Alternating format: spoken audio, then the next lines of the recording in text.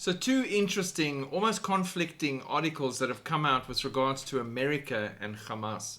The US is apparently engaging in secret talks with Hamas to secure the release of Gaza's hostages.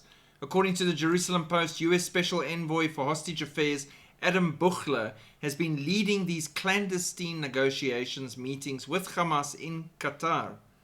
A source familiar with the talk said to the Post, Buchler met with Hamas because his role allows it. The talks focused on releasing American hostages, but also all hostages. The secrecy and direct nature of these talks have sparked various reactions across the world. Some see it as a pragmatic move to save lives.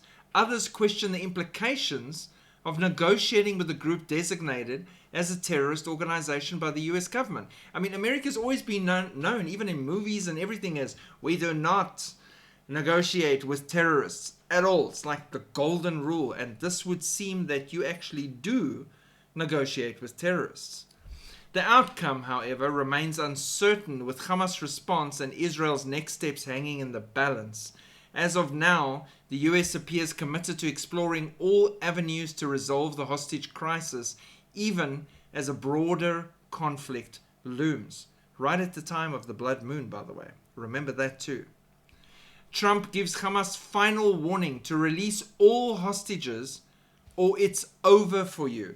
That's what I say. Stark contrast to secret meetings with Hamas to try and negotiate a deal and release them all or it's over for you. It doesn't really, make sense to me that it comes from the same place at the same time. President Donald Trump issued what he described a final warning to the Palestinian militant group to release all the hostages, both living and deceased, or face severe repercussions. Or maybe the first article was what they were hoping for and it failed, and hence now the ultimatum being given by Trump. That would make sense in a way.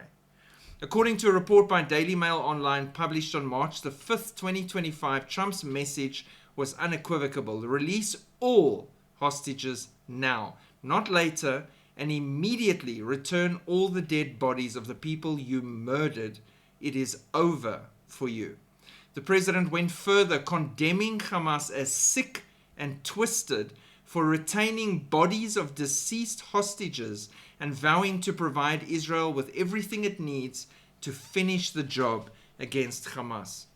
He warned that not a single Hamas member will be safe if the group failed to comply, signaling a potential intensification of US military support for Israel's campaign against this organization, which the US has designated a terrorist entity. Now, that article makes sense to me, in line with we do not negotiate with terrorists, we are threatening with force, get this done, these are the ultimatums, act on them or there will be repercussions.